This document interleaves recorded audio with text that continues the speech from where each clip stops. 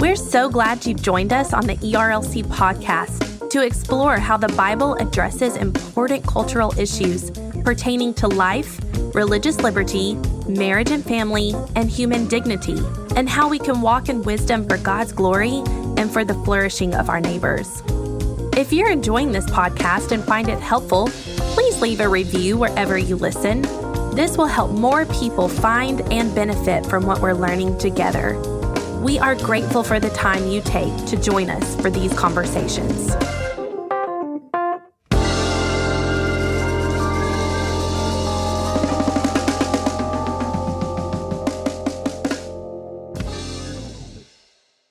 You're listening to the ERLC podcast.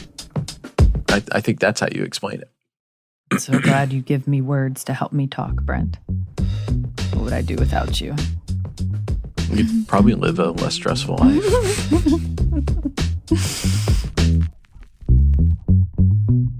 Hello, and welcome back to this week's episode of the ERLC podcast, where each week we'll be talking about our work at the ERLC and focusing on what Christians should know about the things going on in the world.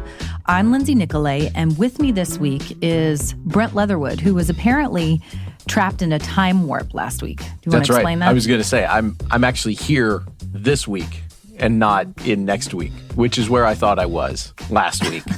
That's not confusing at all. Well, it all goes back to this. For our end of show segment, the Lunchroom, listeners may remember I was very excited about the coming All-Star game, which I thought was happening this week. That's actually happening next week. And I was, just primed with optimism to share that experience with my kids. And I still am. So in that sense, being consistent, I just was convinced that by the time you're listening to this, the All-Star game already would have occurred. Mm-hmm. So does that make me a futurist? I don't know. There's a lot of talking heads out there on the social medias that call themselves futurists, and I don't really even know what that means. But I choose to live in the here and now. Yeah. Because we are not promised tomorrow, Lindsay. So for my lunchroom today. Is it going to be the same thing? Well, just go listen to last Deja week. vu, yeah. Just go listen to last week and you'll know what I'm bringing to the lunchroom. I think that what it means is that you need to take a vacation, some kind of a break where you can reorient yourself to the concept of time. Yes, that probably is very true. And what week we're actually in. Well, I woke up this morning with some kind of vertigo going on, so I didn't know if I was going to be able to come into the office. Seriously, you laugh. Have you ever had vertigo? I have not had vertigo, no. You would know if you did. Has Meredith? I mean, isn't it just dizziness? Yes, but it's like you can't, I couldn't bend my head forward or to the side or everything would be spinning. Gotcha. No, I mean, she actually has had something like that. It's occurred 3 times in her life. Okay. She didn't tell me more. Oh, well, I mean, fell flat. It ended with our 3 children.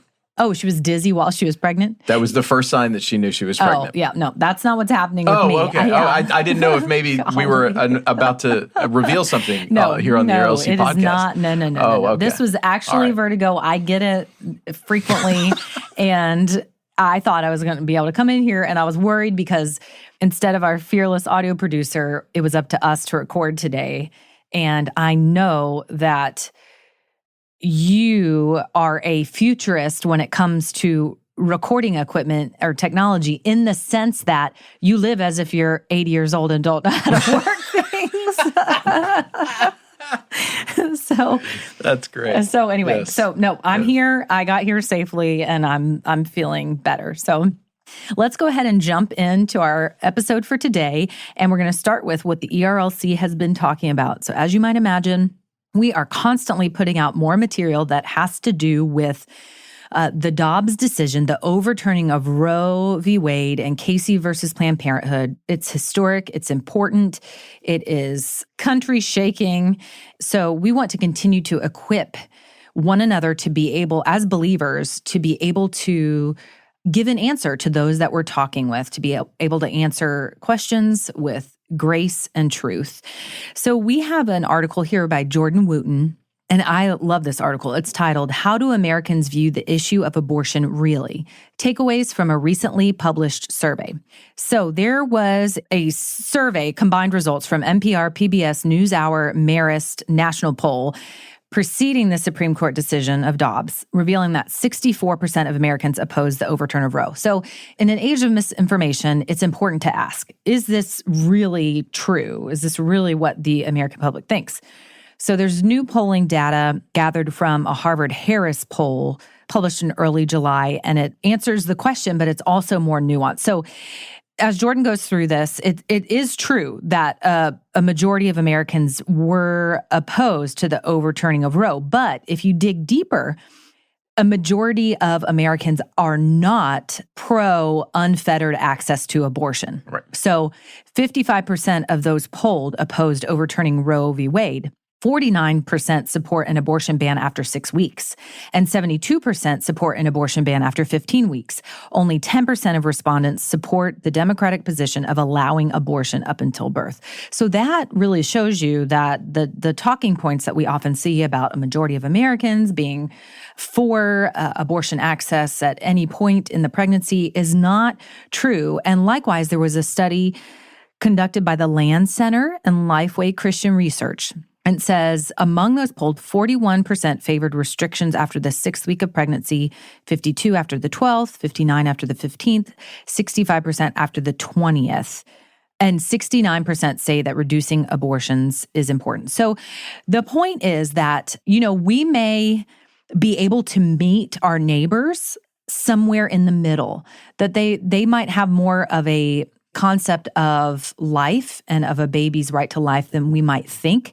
And so we can meet them with truth. We can meet them with what God's word says. We can meet them with the facts of science and all that we are learning, including with the ultrasound machines that we are able to place in crisis pregnancy centers, how they reveal a baby's heartbeat at 6 weeks.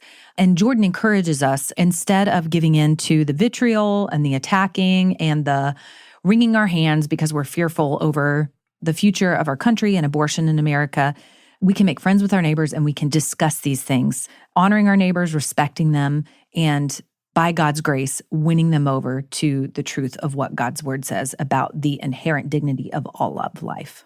Yeah, this is a wonderful piece because it specifically looks at this poll, but it takes into account multiple polls and kind of just susses out the truth there. And if you just read the headlines, as Jordan points out, you're going to come away with thinking, oh, we're actually more of a pro-choice country. And there are activists on that side of the discussion about abortion that like to tout that. And they are trying to persuade you to think, oh, what we mean is unlimited access to abortion, the maximalist abortion rights. But when, as Jordan does here, you really start getting under the hood, you find most people actually want abortion to be restricted. And we've talked about this before, but other polls have showed that even folks who agree with abortion, they don't see it as something that is good. And so what you just left with is exactly right. That means that often we actually can have a conversation about abortion. And I think as Christians who engage in those conversations, we need to make sure that we are having those conversations about the underlying truths, that these preborn lives that we want protected by law and therefore saved, the reason we are doing that is because we understand that those preborn lives, they represent our neighbors. And Scripture calls us to be on the lookout for our neighbors and serve our neighbors. And what better way to serve our neighbors in this context than advocating for them, that they may be given the ability to take their first breath and live. And so this is a great and very helpful piece because these polls are going to keep coming out. I mean, as you said, Dobbs is just, the ripple effects of this case are just so massive. And in some ways, we don't even know all the various ways that it will play out. These polls that take a snapshot of American life, they're going to keep coming at us. And I think having a piece like that to navigate those will be really helpful for our audience. And I was encouraged this morning. I've been reading through The Reason for God by Tim Keller, and I was reading a chapter about justice, and he was talking about slavery and the abolitionist movement and the end of slavery. And thinking back to that, it's probably seemed impossible that slavery, which was so ingrained into society, into hearts and minds, and into the economy, it was a very lucrative, that it would ever become illegal and unthinkable in the hearts of Americans and worldwide. And it happened. By God's power and His grace, it happened. And now race-based slavery is anathema, as it should be, as should all slavery. I'm thinking of trafficking that still exists, but it's anathema. And so to me, there's hope that something that was so ingrained in the hearts and minds of our culture and in the economy, that our hearts and minds would be changed and our legislation would change and all of that. That speaks to me about hope, that we should persevere in our work when it comes to the life of preborn children and vulnerable mothers, to where one day abortion will be anathema and the life of a preborn baby will not be seen as pitted against a woman's right or a woman's health. And that day can come by God's grace. And of course, that's what we're working toward and that's what we're praying for. But I was encouraged by that this morning. And along the same lines, the next piece is, it's an explainer. It's updated by our coworker, Chelsea Sobolik. And it's about the House is going to vote on a pair of extreme pro-abortion bills. So we're recording this on Thursday. It releases on Friday. And so Friday is the day that the House of Representatives will vote on the Women's Health Protection Act of 2022 and the Ensuring Access to Abortion Act of 2022. And these pieces of legislation, as Chelsea points out, as we have repeatedly said, are some of the most pro-abortion bills ever considered by Congress. So the Women's Health Protection Act of 2022 removes all restrictions and limits on abortion and allows for abortion up to the point of birth. Additionally, it removes all pro-life protections at the federal and state levels and eliminates a state's ability to legislate abortion. So extraordinarily pro-abortion, and it's grievous.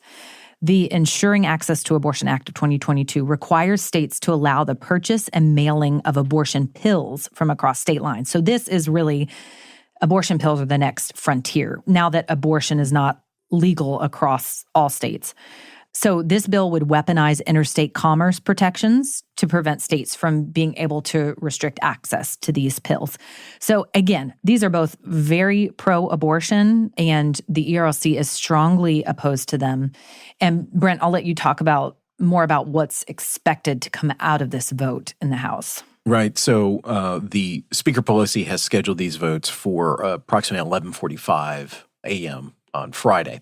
And one will feel familiar to our audience, the Women's Health Protection Act. We need to be clear. That is not actually what this is. As we talk about misinformation. Yes. That is just the name that Democrats in Congress have titled this bill to gloss over the fact that this is the most egregiously pro-choice legislation ever considered by Congress. This isn't just codifying Roe, as if that would not be horrifying enough. This goes far beyond that. This does get into the phrase that you used earlier, unfettered access to abortion. And so this does not need to become law. It has passed the House previously. It will again. It will get a majority of votes in the House. Thankfully, it will not pass the Senate in all likelihood. So that is a good thing. And we need to pray for the Senate to hold firm that there will not be 60 votes in the Senate. It just doesn't appear that it will be able to overcome the filibuster there. The second bill, the Ensuring Access to Abortion, essentially what this is it will provide a federal protection for what we've covered previously, abortion tourism. And this is this weird phenomena where individuals or companies or even some state lawmakers are saying, hey, we'll basically provide you an abortion scholarship to go to California, visit Disneyland, get your abortion and have a great time and then come on back. And that just as deeply troubling and enraging as that kind of concept is to us, we also need to take a breath and realize, like, that's just how the depths that our culture has sunk to, that it views the taking and extinguishing of life as something that can just be funded by a company and just go taken care of as if you're like going on this like vacation.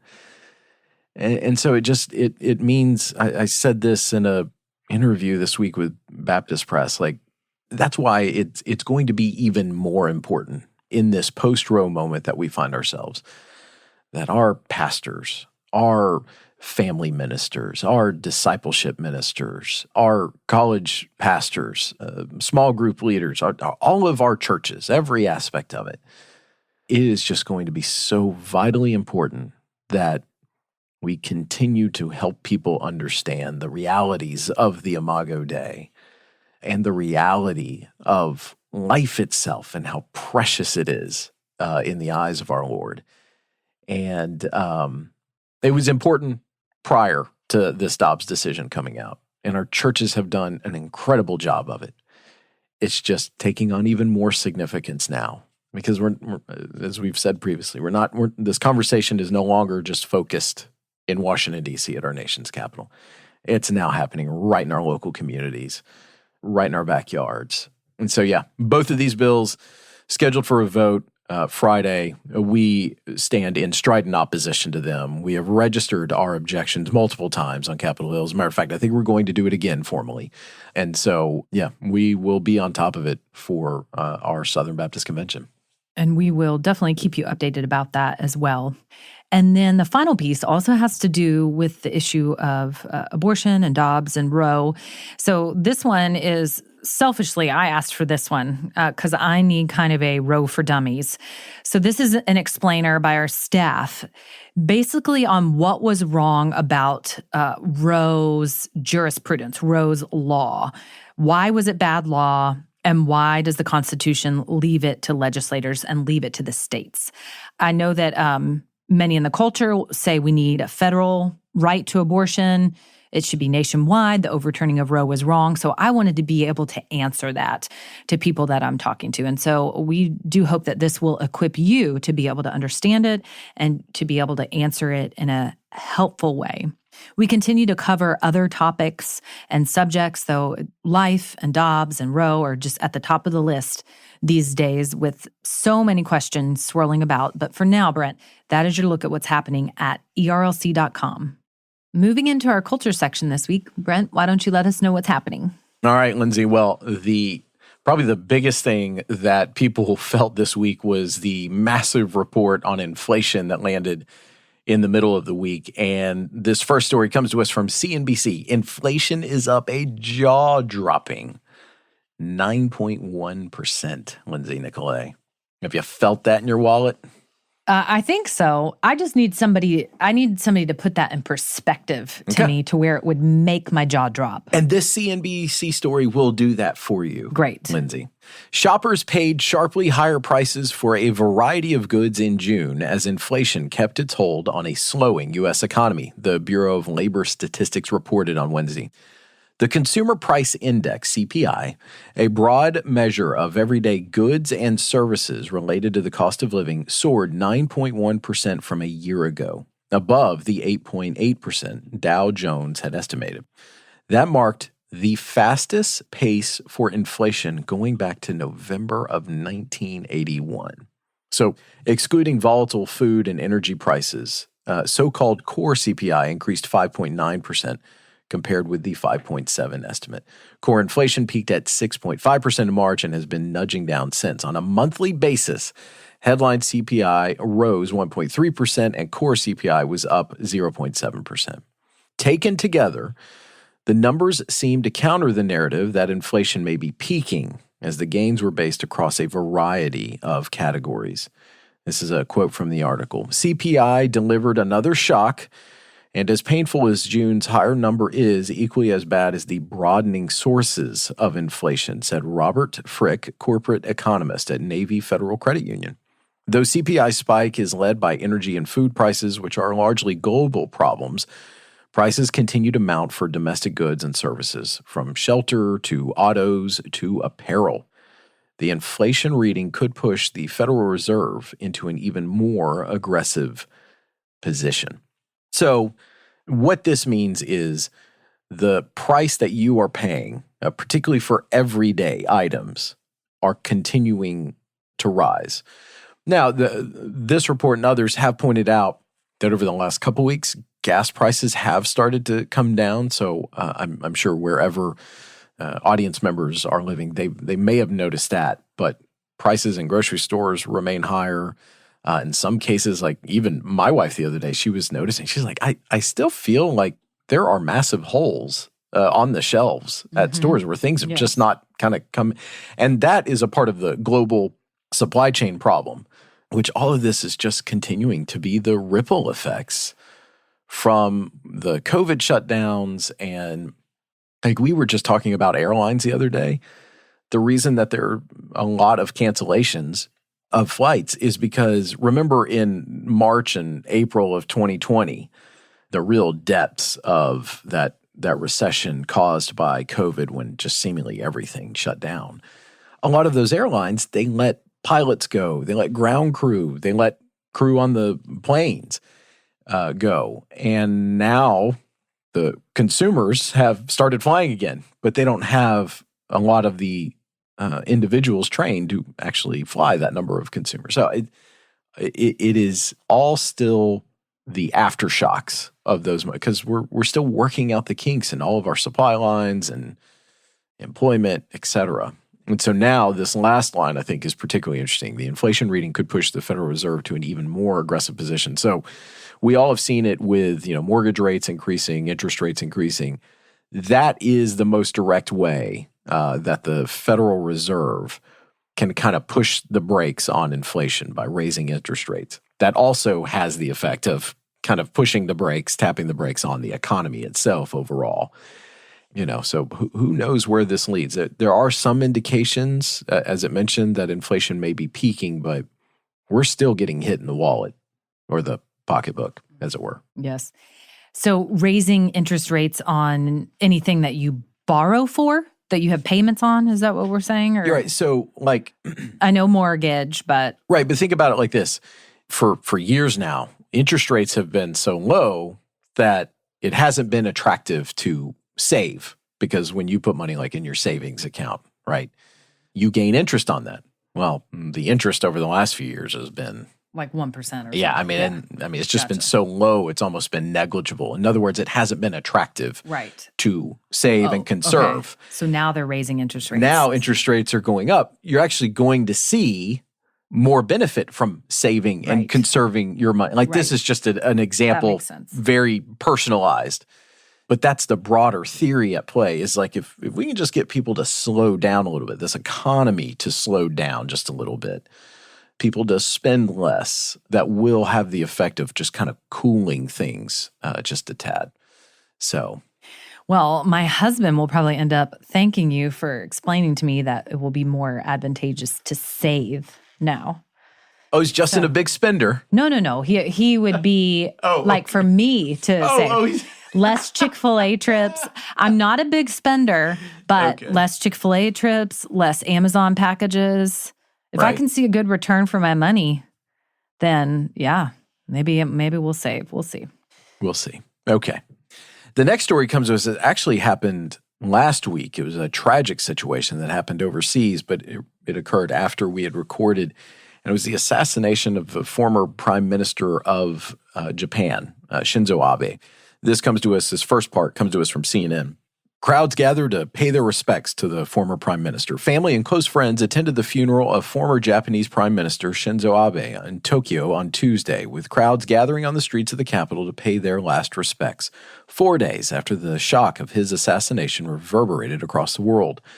Millions around the world have reacted with shock and anguish at how Abe was gunned down in broad daylight during a campaign speech in the central city of Nara on Friday. The brutal nature of Abe's death has left millions reeling across Japan, a country with one of the lowest gun violence rates in the entire world. The next story related to this comes to us from BBC, and it really is meant to help those in our audience who might not have followed his career over in Japan quite as closely. And so the BBC had a piece, What Abe Meant to Japan. And it says this: but with his death, there is also a growing realization of what Abe gave Japan. First and foremost, that was stability and security. Before Abe returned to power in 2012, Japan had just suffered its biggest trauma since World War II, a massive earthquake, tsunami, and nuclear meltdown at Fukushima. The governing coalition was in chaos. The Japanese economy had still not recovered from its 1992 stock market collapse. And over the previous 2 decades, Japan had seen 14 prime ministers come and go. One of them lasted just 64 days. Abe swept back into office with a real sense of energy, and most importantly, an economic plan that he conveniently dubbed Abenomics. He declared Japan is back. And he actually served as a ballast, if you will, for the Japanese ship of state. He really did. He's conservative, I should point that out. And things just seemed to stabilize overall as a country. And Japan really kind of emerged under his leadership as a more substantial power center in the Pacific region. And why is this important, particularly for Southern Baptists? Well, because he was very clear-eyed about the emerging threat of China, which we have said at this organization, the ERLC, that China needs to be countered morally. Well, Shinzo Abe, during his time, did just that. But he understood uniquely, not because Japan is located right next door to China, the national security implications of China's rise. And even more pointedly, he was a loud voice when it came to condemning the Chinese Communist Party's treatment of the Uyghur people in the western provinces of China and their genocide that occurred there. And so his loss is not just a loss for the Japanese people. You know, he's a former prime minister, but numerous pieces have been written about, even though he was out of office, he was still continuing to exert a lot of influence in the Japanese public square, and particularly over Japanese policymaking. So it's not just a loss, though, for them domestically in Japan. It's also a global loss because of the unique voice that he provided, and particularly as it relates to China. Yeah, I'm sure it is so sad for this country, and one that's not accustomed to gun violence. I believe I read that the suspect who was detained, had used a homemade weapon. I think it just shows the reality of what's in our hearts too. Like, legislation is important, but sometimes when we want to sin, we're going to find a way to do it and perpetrate evil. And it's just really tragic and really sad. Such a shock for that country. He seemed like just a stalwart of a leader for Japan. Well, and just to speak to his political skill, he was able to navigate very complex relationships with President Barack Obama and President Donald Trump, and forge strong relationships with both of them. And so that's why you have seen in the wake of his assassination, leaders in the American context from both sides of the aisle praising his legacy and the fact that he was able to work with just two very different administrations. And the reality, the kind of the bottom line for this is, this once again is a moment for us to condemn political violence. Political violence is unacceptable in any context, and it often has tragic consequences, and that's what happened here. Mm-hmm. Absolutely. Okay, Lindsay, and our final story is actually the groundbreaking images from the James Webb Telescope that is hovering high above us, high in orbit in space. And this story comes to us from NPR. The universe's splendor and breadth are on display like never before, thanks to a new batch of images that NASA released from the James Webb Space Telescope on Tuesday. The images from the new telescope are, quote, really gorgeous, said NASA's Jane Rigby, the operations project scientist for the James Webb Space Telescope. That's something that has been true for every image we've gotten with Webb, she added. We can't take blank sky images. Everywhere we look, there are galaxies everywhere.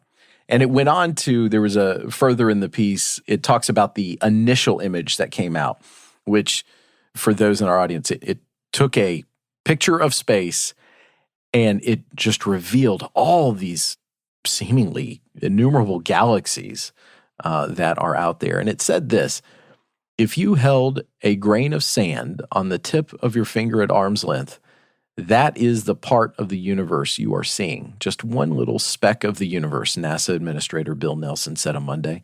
But that speck contains multitudes, and thanks to the telescope's deep and sharp infrared images, Earthlings are getting a more detailed look at distant galaxies than was ever possible.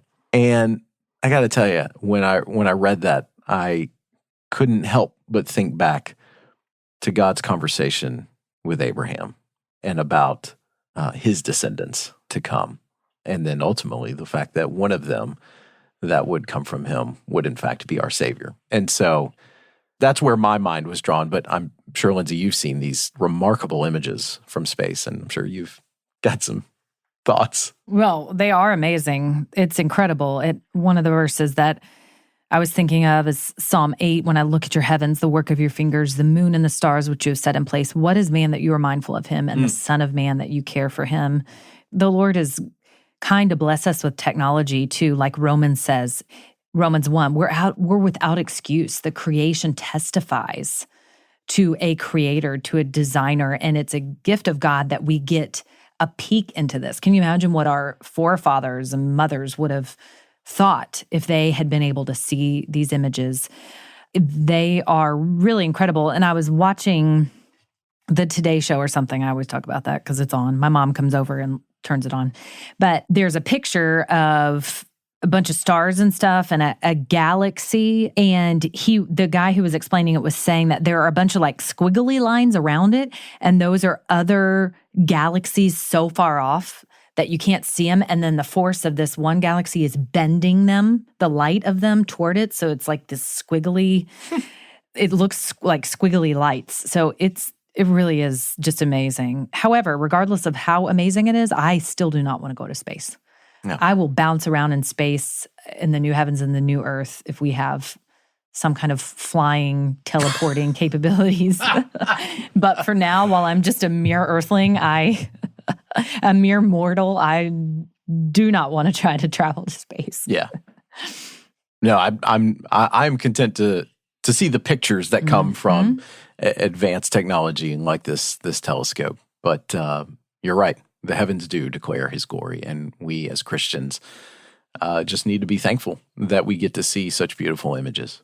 All right, Lindsay, that is your look at This Week in Culture. And now it's time for the Lunchroom, where we tell you what we're talking about with each other. So Brent has already told you that he was stuck in a time warp. So his Lunchroom from last week is actually this week. The All-Star Game will be coming up. The All-Star Game is coming up on Tuesday, and you need to watch it. Okay. Yes. I won't watch it, but I have listened to 2 books, and one of them I'm still listening to, and I just wanted to tell you about them real quick because some people recommended them. So this one is called Everything Sad is Untrue. You may have seen some people on the interwebs recommending them, saying it's marvelous, etc. So I try. It's by he's an adult now, but he wrote it. He was a refugee from Iran. His mom had become a Christian, and they came to Oklahoma specifically. And he just tells in a child's voice and in a child's way the experience of a refugee. It is completely random storytelling. He weaves it together and says some, I want to say poignant, but I realize that I've been using the word poignant wrong for my entire life. So poignant is not the right word. He says some powerful things there, especially about his reflections on being a Christian and being willing to suffer for being a Christian. So it was a good book. I would recommend listening to it rather than reading it because it is such a different style for me. So if you're interested in a refugee's experience, I would recommend that. And then the second one I'm listening to is Where the Light Fell, and it's Philip Yancey's autobiography. And it is, he's a prolific Christian author, and we might not agree on every point of theology, but his story is really, I don't know, it's kind of heart-wrenching right now. I'm in the middle of it. He's just gone to college.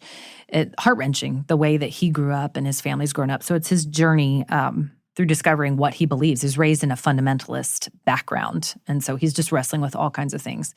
I would recommend it. It is really fascinating, and reading stories of other believers always builds up my faith. So I would encourage you, if you're not interested in the All-Star Game on Tuesday, to just put these in your little AirPods or Sony Pods or whatever you have and listen to it. Well, that was a deeply affecting lunchroom, which is the definition of poignant. No, poignant has a negative connotation. Deeply affecting. Sadness is something about Merriam-Webster. No, don't go with Webster. It's something about sadness and yes, painfully affecting the feelings, piercing. Yes. Well, that's definition number one. Definition number two is deeply affecting, evoking a keen sense of sadness or regret. I have always used. You've used it as a positive light. Exactly. I wasn't saying that your lunchroom was positive. Don't make that mistake. I need to use that was touching is what I could use. Yeah, touching. that wasn't. I wasn't saying what you just said was positive. Well, you're wrong. Oh, okay. You're wrong. Well, listeners, we're glad that you joined us again for this episode of the ERLC podcast. Check your calendars. The date we are recording is 7/14, not next week. And so hopefully you're not stuck in the time warp like Brent. But thanks for joining us on the podcast this week. And just to let you know, next week we're going to take off for a little break, but then we'll be back the following week with a little bit of a different format. Just a reminder, you can find links to all the things we talked about today in the show notes. And if you like the podcast, please consider helping us spread the word by sharing the episode on social media or going into your favorite podcast app and leaving us a rating and review. The ERLC podcast is a production of the Ethics and Religious Liberty Commission and is hosted by Lindsay Nicolay and Brent Leatherwood. Technical production provided by Owens Productions. It's edited and mixed by Mark Owens. And in addition to listening to the ERLC podcast, be sure to check out our other ERLC podcasts. The Digital Public Square airs every Monday, and its host is Jason Thacker, who is one of the leading voices on technology and ethics. And if you like staying informed about important policy decisions that matter to Southern Baptists, Capitol Conversations is our podcast directly from Capitol Hill, which is hosted by our colleague Chelsea Sobolik. Search for The Digital Public Square and Capitol Conversations wherever you listen to podcasts. Thanks again for listening, and we'll be back next week with more content.